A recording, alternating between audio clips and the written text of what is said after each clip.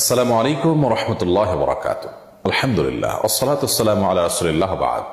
সুপ্রিয় দর্শক শ্রোতা ভাই বোন, সালাতুল হাজত কি এবং কিভাবে সালাতুল হাজত আদায় করতে হয়, আজ আমরা সে বিষয়ে জানার চেষ্টা করব ইনশাআল্লাহ তাআলা।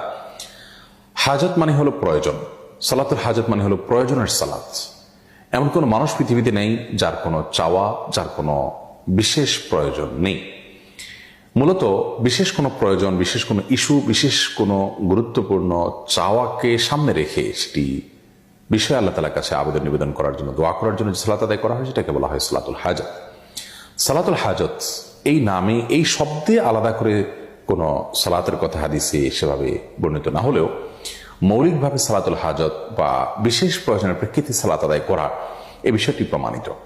আপনার কোনো বিশেষ চাওয়া আছে, বিশেষ কোনো নিবেদন আছে, আবেদন আছে আল্লাহ তাআলার কাছে, বিশেষ কোনো প্রয়োজন আছে যেটা পূরণ হওয়া দরকার, এটি পূরণ হওয়ার জন্য আপনি বিশেষভাবে সালাত আদায় করবেন, এটি প্রমাণিত। কোরআন কারীমে আল্লাহ তাআলা বলেছেন ওয়াস্তাঈনু বিস-সাবরি ওয়াস-সালাহ, তোমরা সবর এবং সালাতের মাধ্যমে আল্লাহ তাআলার কাছে সাহায্য প্রার্থনা করো। যে কোনো ইস্যুতে সাহায্য প্রার্থনা করার ব্যাপার থাকতে পারে, সেখানে আমরা সালাত আদায় করে সাহায্য প্রার্থনা করব, এটাই হলো প্রয়োজনের মুহূর্তের সালাত। আর নবী করিম সাল্লাল্লাহু আলাইহি ওয়াসাল্লাম সম্পর্কে আবু দাউদে বর্ণিত হয়েছে কানাইদা হাজাবাহু আমরুন ফাসাল্লাহ, অন্য বর্ণনায় আসছে কানাইদা হাজাবাহু আমরুন ফাজা ইলা সালাহ, অর্থাৎ নবী করিম সাল্লাল্লাহু আলাইহি ওয়াসাল্লামের জীবনে গুরুত্বপূর্ণ কোনো ইস্যু, কোনো প্রয়োজন, কোনো সমস্যা তার সামনে এসে পড়লে তিনি সাথে সাথে সালাতে দাঁড়িয়ে যেতেন। সালাতের মাধ্যমে আল্লাহ তাআলার কাছে আশ্রয় প্রার্থনা করতেন, প্রয়োজন পূরণের জন্য দোয়া করতেন।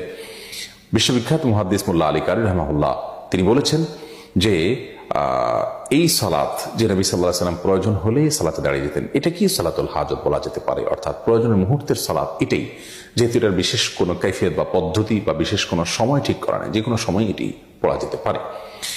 যদিও সালাতুল হাজতের একটি আলাদা ফরম্যাট বা ভিন্নতর একটা ফরম্যাটের কথা তিরমিজির একটি বর্ণনা বর্ণিত হয়েছে, সেই বর্ণনাটি মুহাদ্দিসদের মূল্যায়ন, অনেক মুহাদ্দিসদের মূল্যায়ন অনুযায়ী সেটি সহিহ বা বিশুদ্ধভাবে বর্ণিত নয়, বরং সেটি সনদ নিয়ে অনেকে আপত্তি তুলেছেন, সেটিকে দুর্বল বলে বলেছেন। তো সেই বিশেষ পদ্ধতিটা যেটি ওই দুর্বল হাদিসে বর্ণিত হয়েছে সেটা জানিয়ে রাখছি। সেটি হলো এরকম যে আপনি কোনো প্রয়োজন পূরণের জন্য সুন্দর করে উত্তম রূপে ওযু করে এরপর 2 রাকাত সালাত আদায় করে তারপর আল্লাহ তাআলা প্রশংসা করে নবী সাল্লাল্লাহু আলাইহি ওয়াসাল্লামকে দরুদ পাঠ করার পর একটি দোয়া পেশ করবেন। দোয়াটি হলো লা ইলাহা ইল্লাল্লাহুল হালিমুল কারীম সুবহানাল্লাহি রাব্বিল আরশিল আযীম আলহামদুলিল্লাহি রাব্বিল আলামিন আসআলুকা মুজিবাত রাহমাতিক ওয়া আযাইমা মাগফিরাতিক ওয়াল গনিমাতা মিন কুল্লি বির ওয়াস সালামাতা মিন কুল্লি ইফ লা তাদা লানা যামবান ইল্লা গফারতাহ ওয়া লা হাম্মান ইল্লা ফাররাজতাহ ওয়া লা হাজাতান হিয়া লাকা রিদান ইল্লা কাদাইতাহা ইয়া আরহামার রাহিমিন। এই দোয়াটি শব্দের কিছুটা হেরফের সহকারে ভিন্নতর ভাবেও বর্ণিত হয়েছে, মূল জিনিস একই, কোনটা পড়লেই মূল উদ্দেশ্য হাসিল হতে পারে। দোয়াটির